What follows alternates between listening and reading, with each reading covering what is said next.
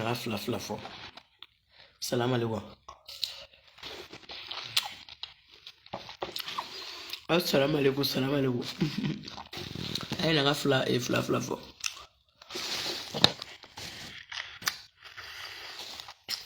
mbashi tawla ala kana bashke ay che namo abone ne kan page ka che dara be ne ayo abone nga page do emne na ayo abone nka mbashi tawla ala kana bashke bintu konate ça va kan membe bintu yeni fama sa ikonate wallahi ya biano ubebe ya bash fitu la ça va non ikonate ami yombolo ayo abone ni page nka sino che darabe ne kan membe bashi tawla ala kana bash nga fuli ba bela jele ay na nga fla do malgara e fi mana kataka boya ko ndo de benena kwa bora mta dugu wono ko ngobela nsani ngana daga sigi mena fla do ni na kataka boya kwa malgara sara e sara ka di malgara fima mena fla de do alela nga fuli ba bela jele ayo abone ni page ga so darabe ne nga page do emne na te mtana na abone shi nga fuli ba bela jele femme be ngalin no nyote commentaire bela la mais nyebe bintu drone la nga réseau fana may sûrement nga fuli ba bela jele bilibili daga ntiki ko be ko clé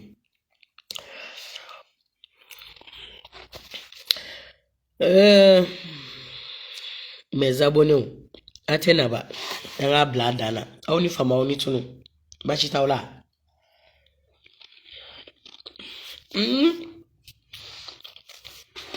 ndafa bintu ujabate ça va bintu toko be ambida bachi tila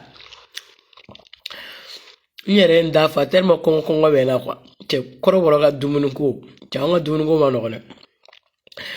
wallahi ko wala bintu saba ijabati bashi tila rahana bashi nga fol bele babiye nteka commentaire de ay agito kwa sali réseau qui n'est pas bon là nga foli ba bele jele nyebe maleka ka saraka de maleka ka fima maleka ka saraka mali saraka jiya saraka la hara saraka nyeba sigile na ka boka maimuna aidara nini ama fingila ama ejekila ko warde dirima kika boka nini iba blali mo ta fi Allah nyek seninga ka bunu hada ma de unu ka herela ka uta fe ka mugo yu ka herela no be boku buruja ubola waru kama billahi taala doro mekele kun sogole iye mu sorala oyi garsege doro mekele kun sogola ta dima billahi nga foli bo bele jelen kanu baga bela jele bitate banini de wa bitate maliko e meka fla do malika ka danga sara isara sora antere basa bara elindila mina fla do ale dila maliko video be na kofe parce que senga do be mais muna idara fle de ala kan dar fama dai de ala kan dai kuma ma delika teme ne na nyo che mene te bingani de fe ka buna adama de ya ka herela ka pandoro ka blala ati nyesra la kuma tene na che fo itere na che menine ya ne bone ba défend en tant que femme et puis en tant que une nordiste comme moi ne ba défend wallahi bidé parce que how be ka biaka kai ala bolo ka biaka koko be ko kele mbelebele dagantigi nga foli ben kanu baga bela jele nga comité 100% rasbach nga président Mohamed Karafi nga foli bele babiye 100% kono mo bela jele nga foli bo bela jele liyo ko ita nga foli bele babiye porte parole ka mi yogo bolo fo yogo bolo chama lata lagari dagantigi nga foli bele babiye 100% kono na koko be ko kele nena daga wulite ni mizo lagari dagantigi fo pare orne nga foli bele babiye ni ka demba ya bela jele koko be ko kele ami yogo bolo awatanja akoraboromuso nga folbe le babier dasamso ami yombolo fi sigaro la Paris koko be ko kle kanuma fem fa ma jufa ami yombolo fo la hara fo albubiani ko be ko kle nga folbe kanu baga bela jele nga abonné bela jele awaturedo awata aras awa magando mbalo malio niti bingani fe injustice neta fe Sider Mauritanie me janga fol bele babiye ça va kanyi membe ko kay ko wa kulubala mi porte plainte de ba ala ka kulubala ka da anya uda ala ya unda fa ya uda Malo malio, n'était injustice fait, n'était bigani fait. Et nyebe malekaka basa barele no e fimai. Abole me ki pa ki wolo ki sigi e Maimuna Aidara Sherifu Sherifu muso kan ta chef le ta chef le abe bo abe muso neni ama finkala majikala uga paji danga de no e Mali jege de Mali saraka de no ube bo be Maimuna Aidara buruja uga pajika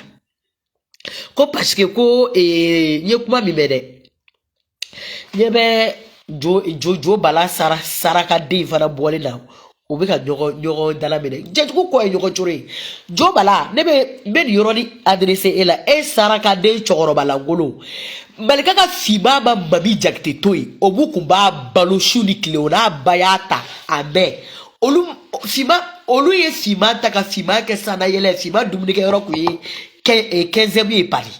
mami jakte fe malika ka jema fi fima bato mamina fima bato jona jie kono ali muso mi ye fima wolo fima bato la fima bato ela e juka mise abe boni yogo ya kelegele billahi jeju ko te yogo chore ko be mira ko warda awba ayo diga kono sisa abe bo sisa fima be bo sisa ka be bo ko biso deni et puis fima est-ce que il fani bani malu ate ela quoi parce que babo dede ibamuso so e babode nya bebaro mabo ka ke to bolo flabe ko mais fima de te jigela parce que ibora babode la ibabuso wolo o e babode yade do parce que ibika wolo so ya ko ni babode ya ko ko de ke mo la muso e warde ma ke bora ka Maimuna Aidara defa ay warde ma gi yo mi ne ko digi ko no ya ima boko fo mo koy job la ma bona kumaya ça fait abo sigi ka buna adama de yuka here kono ka auta fe ku yuka here kono Maimuna Aidara wori takade ya digi kono kuma mina o kuma ima boka burjare ya metukuni bala mali ko jaba sura non jaba vraiment je suis déçu billahi vraiment désolé pour toi ko jaba sura de 2 millions ta ko di fimama ko fima ka boko ka Maimuna buruja ngo kuma yeni de effectivement ngo c'est la vérité c'est la réalité ne kuma ni me jaba o kuma eka chenya tarami eka jeya tarami eka ni wartigi ya tarami ça fait ebe dese i muso nyogona chenya la ka desa la tafeta tafetri la febe warde takadi video manuma oluka boke muso nyogondo buruja kama jaba sona ne kuma emme netaroni chieno de waliso jurumu ala utalaka ya fama jaba sona ne ni kera chie vraiment jaba iye muso ya dogala mana ni ka cheya ni ka ye ichekai ika fe ala ejena tege fefe na kanga di muso ma ala utala ya beni jaba surama ibo bara glanchugo kai ichekai imambu ebi se ka dese chugo di foka takata wari takato di mo wari makoka boko muso nyogo wari la lebuko buruja jaba che ante wante sabalisa ni Maimuna Aidara au bede Mali au ye la fierté du Mali di Mali fierté di au ye ni ko Mali muso ni ya ko jaba sura Mali muso ko ni ya ye be foko Maimuna Aidara ni au ye dore ibe konta Mali ya re Mali ya be do iduskuna mena fora de be ka boko ko muso nyoko ko ka warta ka to di nantankolo saraka de asiri dema debe ala ko deni da o madelika moye here here kono ko jaray parce que ama wolo here kono afa saraka den dalembe kaburu kono o ya wolo ka bla jiena ka boka buna adama de lebu katida kaburu ka glomi ki yere fa katida kaburu kono saraka dembe ka saraka dembo ka bla jiena ka be boka jiebe nini shibi tige kono billahi ebi takela de fima billahi takela de parce que jogo mi bela takela o de tayni no de fi inyana malimatu ko kaliti to ko ala ajula fini be ba ko billahi ka titoy iye mugoni fi fe libu fima ashite etoy mais Maimuna Aidara taibabla parce que ne bi ju fara ni Facebook inkaya parce que saraka dindi ko jaba de wardi man tara chiedo de waliso jurumu be se ka kumaka waliso jurumu alaw talaka yafama ko jaba de 2 millions ta koko dima kika boka Maimuna Aidara dogoya okuma jaba sura etigeri ka muso yala de etigeri ka nyela wallahi billahi ibora e formu kaisa ni e dore be konta ni e dro mali be do idusukuna ni e do malien muso tu es fier d'être malien quoi mais ebe se ka dese chugodi ko kata warta ko to di fima ko fima ka boko Maimuna Aidara nini muso baka here la te se moma ati kuma here abaka snapunike de baka cheni sara na ku yi dabo Facebook la ati snapuka abaka sutura la sisa abeka retrouver doni abe boka ka fini manundo ka snape kaka konunke abe boka ba buruja kaka warta ka Maimuna Aidara ni warta ka difi mama inne be nyogona billahi wallahi billahi Maimuna Sherifu muso ni dorome kele ku sogole ka taka di fima nima eni nebe nyogona fo lahara fima I nyamogo de saraka de faso kuma sulu de chejugu de ita ala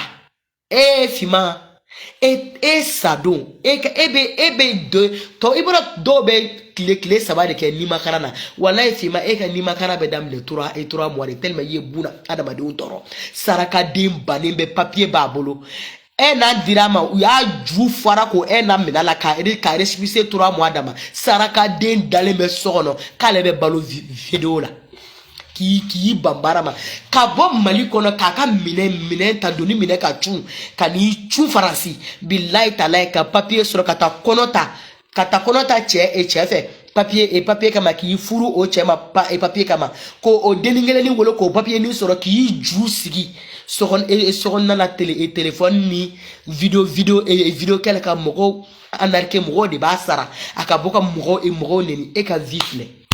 fana kan isi kebi dajo mola nge ka vi bane no de mais Maimuna Aidara ni ma blabi ju farafola arabilai parce que ama finkila ama jekila shuka fsani Maimuna Aidara yelema ko wolonfla norla akafsani fa danga de mun dalembe kaburu kono Maimuna Aidara baka fsani basara ka de mun dalembe duguina markala nyamogo di sara ka de nyengo asidi kaute mogo shiga herefe amana mugo yuka herela anyebe musoni na jele no acheka ya formuni kai Maimuna ne fima no de finya na sa ngo foni tara do machine kono iki gla krai ni Maimuna Aidara te eta ala ka barke de ala be ali ka te ta ka wuli ka dama billahi fima Maimuna Aidara te so ama sara ka de nya mugo de ko awo ko ka jeli ko ka jeli kunye ntaro Fati Kuyate snamso nene ko oyo jafa na figidi ça fait ato dabo jelu ni nyogo che ne ka horon klo blon ku ba jana tiga fa mema ka tugu jelu ko jeli de yala jelu yara ma sanna wewa jeli ma sani parce que abado tellement fanta bolo mota bolo na mati glogo safi sene abeti glonko bingini baga pour que luka fanuka tuako parce que ala de barika bo la barika te jula saraka de ici ka demteni fudu ta ko lu gloya kwa wakulu be sunguru bala abe fini mu dona bi kisi ka snap ka ayayi aka ntado cimetière fini mu kumbala odongo au mai kaburu kono fini abodo ka kono baro la bo nyamugo de demisani fidi munu photo parce kulbe minido nyamugo de ngeka fini be sunguru ba fini de yi shike bare kono buma ba mako yi shike am dalay tagama la fe ese on me pare saraka de na le farasi te ta baraka ki fani babo nogola saraka de ne sigilembe ko karsa ka wardia ngaboka karsa burja Maimuna Aidara iba bla bile ni ma bla jala iba bla gwela parce que ko ka boka video ka mbe bombi na zume fara mbe bombi yele mako wulo vla be na wana kere fara ay nga video intike akala se Maimuna Aidara ma ko dorome kele ne awa ture belebele dagati ko na ya takadi fima makambe kame nyona aka fima to ne bolo ne ka fa nga fa afa foro faraya saraka de nyamugodi faso kuma sulu de ene se ki si kenina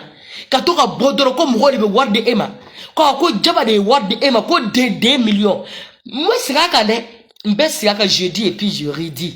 ngo waliso jurum ala ta la ka ya fama nya kuma de me ndaro ni chie do ko jaba sura de 2 millions ta koko di makika boka maimuna aidara e buruja no nga ngo chena ngo jaba ya ngo chena ngo jaba tegela yele la ka dese nika chenya nika moblu nika waru nika sanga nika toko ka dese jera tiga fembela fokata warta ka to di mugama ko ke muso nyogo no buruda ko dema no be munenya kiki miriki besa jaba sura na tro chinya do don tara ni chinya do de mbese aka ngo wali so junu ala talaka fa mfana akuma mede na tro chinya do ni chinya ko ndi do jaba sura kiki miriko saya debe wallahi bilay jena tegela fembe la jilebe ba fo ala talaka masaya ete se ka ta muso do takato di muso do ma koko nini ko buruja ko la jaba ko ira jena ko parce ko sanga bola ne bolo of la de fierté mani kono afo aw saba bijou sraba jaba sora mai sherifu mama sita faralaka belebele tizi fana faralaka sisa aw de mali fierté aw flyer eni mai sherifu ni ya uye dore ibe mwebe konta ali dimino nebe konta parce que ni muso nya na ere muso e nete nyengo yente asirie ni ne muso nyogo na ka mba féliciter mba apprécier ni ne muso nyogo na fini nyumando na ya mene mba apprécier mba féliciter ni ne aw ye nebe konta jaba sura photo ye nebe konta ni awato ni ne mai sherifu parler abaka konu na mbe konta parce que ala de nye duma ni ala ma di ema kanka uki teride mais ede be bojiye dongo do mai sherifu yaketa aye mukila aye muchiye abu nyogo ne sera wa ikone a sherifu a aidara a nordisi isidieni abe nyoko yesra la muso indi nyesra de lawa ni jie do ni bebo ke ni sigi ni dabara na zume ni dabara kaba kaba mai fima ibi ni idako musula maimuna aidara ni ma togo blamben kale ifa foro sanfe ben terente ifa foro nti ba de ni yere mbi ifa batari mu dalembe dugu joro de mbe mugwa ben terenta a foro kala nazume sanfe saraka de nyamugo de faso kumasulu de wallahi bilani ne fima to ta ne ma fana ba nti wanti lafia kwa beba ni awaturi ne tesra ali jinene Facebook yake alete ndado bede dala ayi nete ndado bedala de parce que ne fana belebele di awo belebele daka ntigi c'est moi nete ndado bedala nete toko di bema c'est pour cela nte bejabi ibi shike benen nini ibi shike beni fonema ne mbese ka mun jabi mbo jabi menten ndado bede dala nantankolo nete ndado dala biglay eki shikola parce que nene bane ni jinye dungodo ete fura tare ebe kamude kunu wallahi besa neni bane ni jinye dungodo ne awatori nya décider que bane ni dungodo parce que bane ni nga diplôme bene di boulot ne a continuer de faire de bene boula chima de doyen ne ngomba hajigi ba kan jinye dungodo wallahi billahi talai ni miti yere suicide ni ngo nyamugo de ma wolo e koroborola mentenda do idala parce que ne awato ye horonde ne kontenda do ngundala nte kuma mugom ndala nte boka viro ke mugom ganta ke kwa je le fais pas sinon siranya ne be sira enye ngone ka bone ka ja ne be sira enye rojme il faut te regarder et puis me regarder ne be sira rojme me fimani mbo de nanzu me faraya sinon ete ka tante ne bone akli retela bele nakantigi koko be ko kele mai sherifu c'est dara kabako kan menebe ne dogani bashiti la nga foli bele babi foli me kanen ko ne rashek fu malla nga foli bele babi ame yogombolo ay video intiga akade mai sherifu ma kone ko dorome kele ko so ko na ya takadi fi mama kumba buruja billahi aka fima toni bolo fima iboko boko ka video ke mai sherifu ka mbi fa na zume fara billahi ben kale i fa na zume kono billahi mba yire i fa la kaburu kono ay den batar de wolo billahi ka den batar wolo ka kana jien la noko ni den sara ka den sugu e bi bambara ma nyamugo den jeli mango ni ya sigile ate donja mogola ngoni ye ni nyela kwa ni ya sigile video la ka nyela ke ne ba la dem yela de wa auta don billahi ne de ay ni ya sigile fo ba keta iba fo sisa ka bela ta awa ture mine ka kunu kaso na ya awa abe pam billahi abe samara do ka muso te kolonya ka teme malika ka fimanka c'est pour cela na ye mai sherifu nga fa ka blala sa billahi parce que sherifu muso kai ala de akai muso ni kolonya la ka teme fimanka ndoro abeni ala na kera cha abe tonto wara be fima orla na ye ni muso nyumande ni ala de ugla na shu miliwi de mo dalen sundola ala tala la fiale ayugla defo fo itula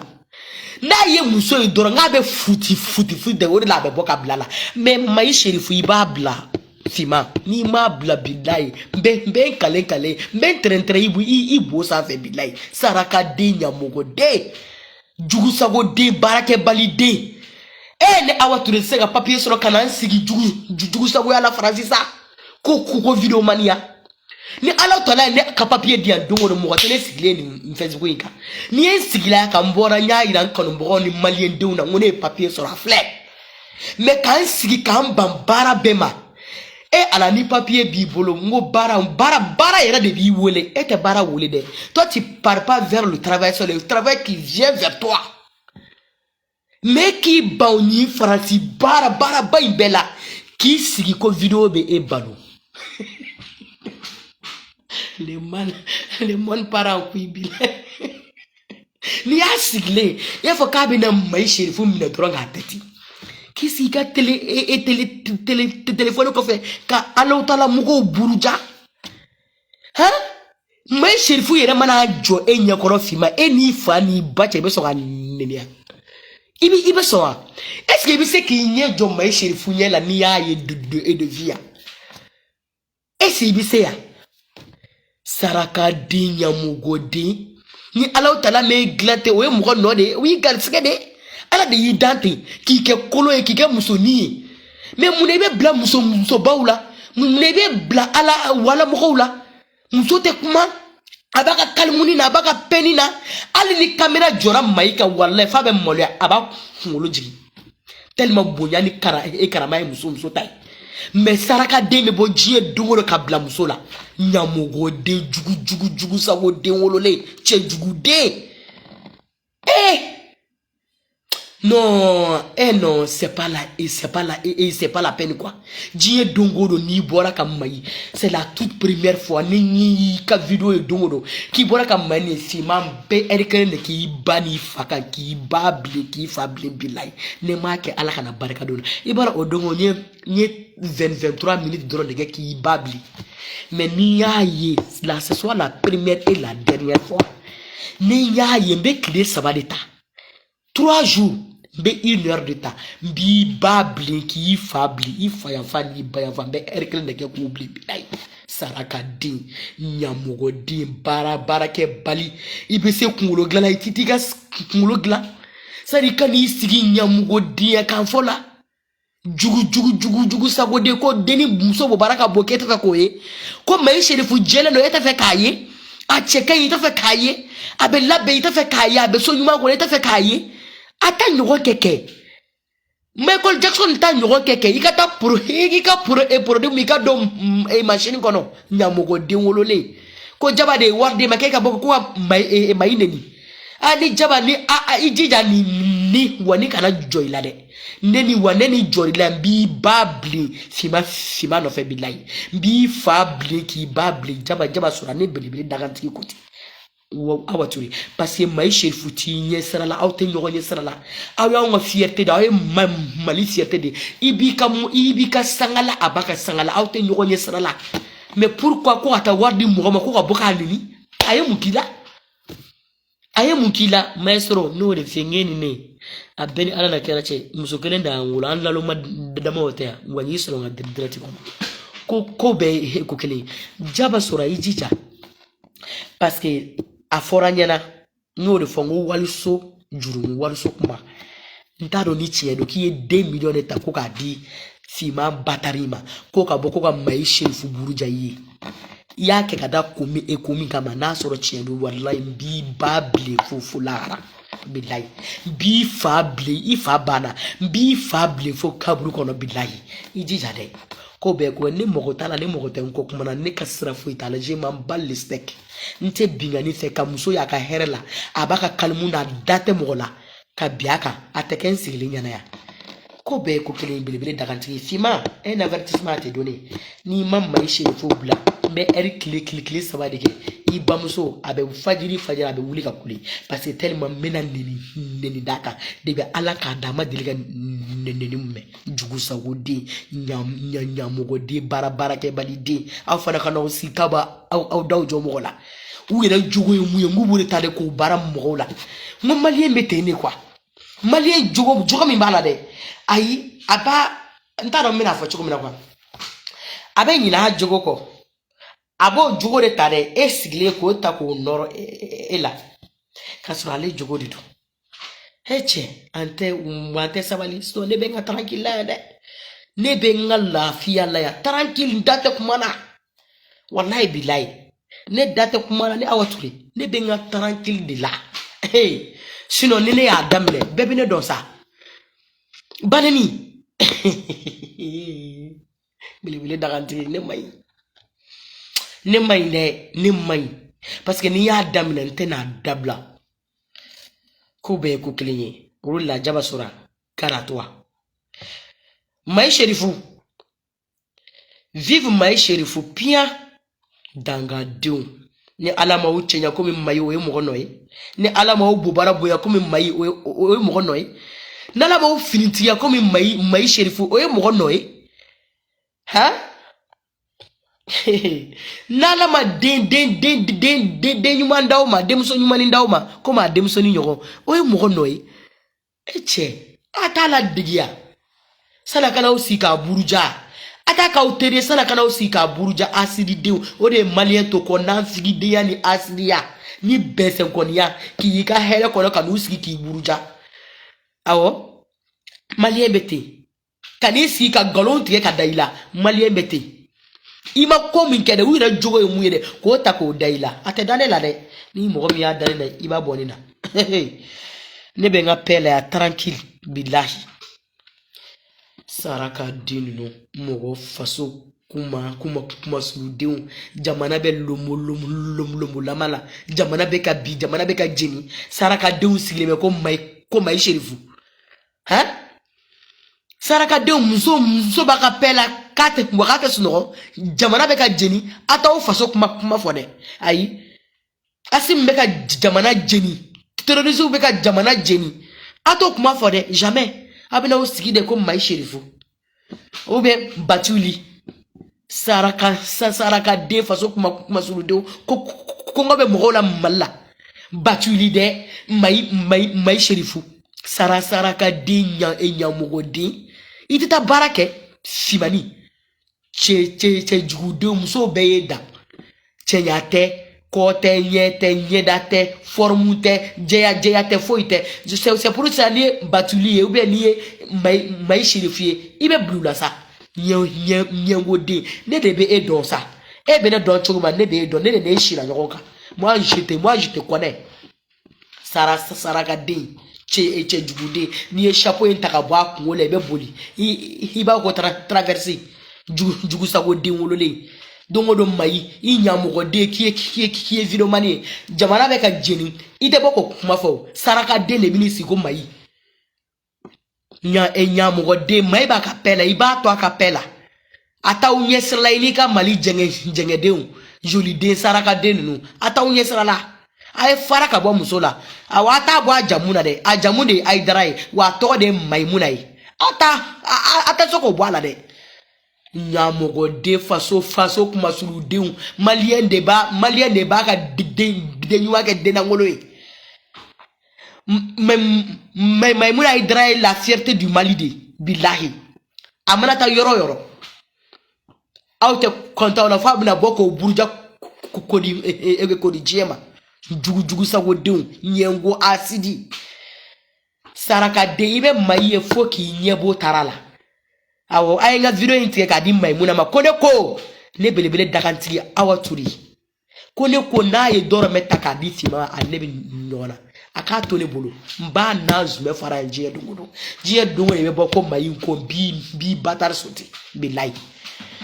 wi be bo ya ko mayi ko sherifu muso billahi be bom me be bom silaki ki batar soti jugu sa wodi jamana be ka jeni ni video mane ite boko mafo asim be ka jamana jeni ite boko mafo shogal be ka jamana jeni ite boko mafo Fantandin wole ka fantandia de mai noya mai de ke fantandin ha mai de yi ba ke fantandin mabo din wolole jugu sabo din e bi baje atra fe me maya adoshe ta boyeta kasaweta karse e nyamugo din e dalbe français e muna ite boy ki jogo fo mo i biye ko même mine hotel la die dongodo jogo mi mbele e jogo ka juguni bota wulu e sima e bien combien mine hôtel 50 € 40 € hôtel là turki ko hôtel pour le hôtel kafar nula e nyamugo de ite boko fo moy ibini dajo mbay de la may yele ko wolma sale fani bay fa fani baba fa bay may ka joy be se ka flair ibi se ka laje inyela aki jo e ki jo ibi se ka laje nyamugo de ka bina mo de nyuma de takabu buruja kudijema atekene nyana ya fugwadi de wolole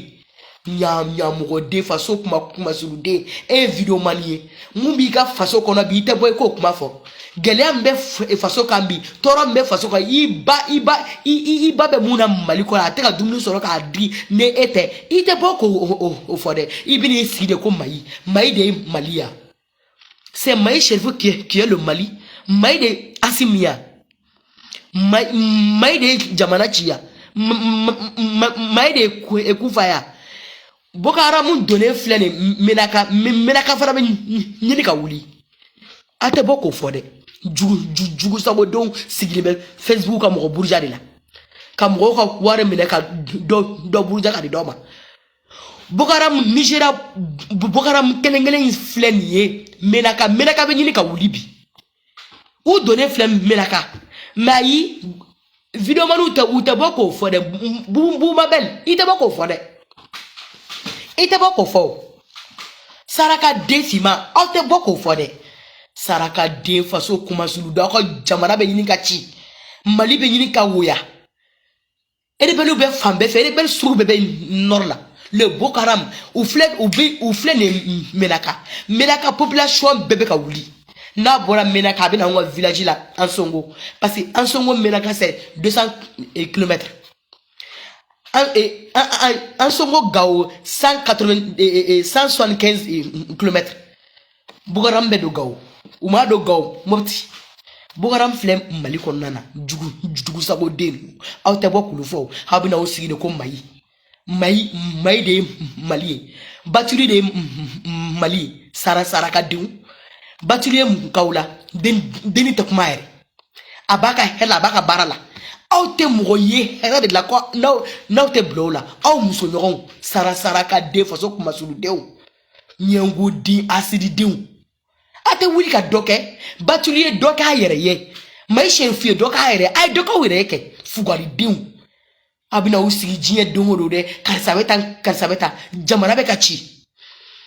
ate boko kuma fo fugari de vocal bembolo ou be jinye ka vocal takanisi e fima mo kan ha dadu edala jaba sura e perene ina ye kuma ga fima mamma malika ka jema toyi o kuma nyini ka taka do abo barakono amo to ate jinye mo sto jaba sura e ka vocal parce que ina be kuma fefe ka babe alizisiri asreman bebe babolo abe boya ki ke ka jela di billahi jaba billahi tala ini fima ye kuma fefe ke ya abe bo abi ke ka jela di ate mo shitoi ama wolo batoi ama mami jakte toi farasi bil malika ka jema ai ate mo toi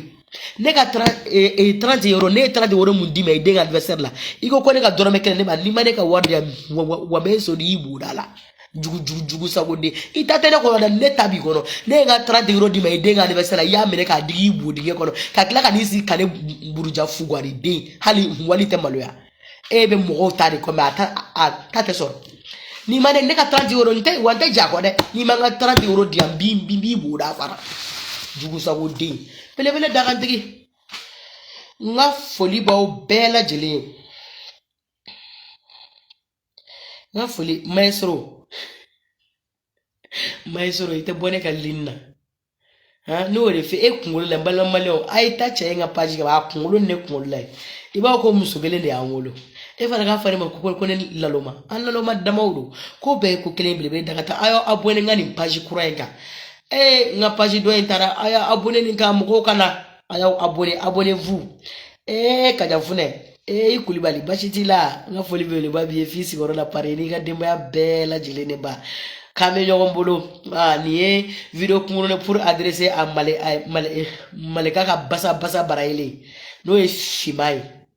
ni video kumuno ka adresser na mareko video be na kofe abeni fani mbache ni mama imuna aidara bla me 3 jours de ki bani faga ki babli ki fabli ne make boy ka neni tukuri ube ka boka muso neni ko ba tuli ama finkila abuwa majekila sara ka dew no foli bo bela jele nkanu baga bela jele aliso ça va kan memro melon kadisa iba kan mele bida iba bokum il faut le babia ou d'anniversaire amenyo komolo fo nyogomolo chama balon malion mbaw bla ni video kungulu ne kuma mbolo ka fo nyana mura ere bena je suis un peu malade mura bena no foli be kan baga be tene siribe kan membe bashitila ala kana bashike wala abia no bash fo la kada fune amenyo komolo fo nyogomolo chama assalamu alaikum aw be bisous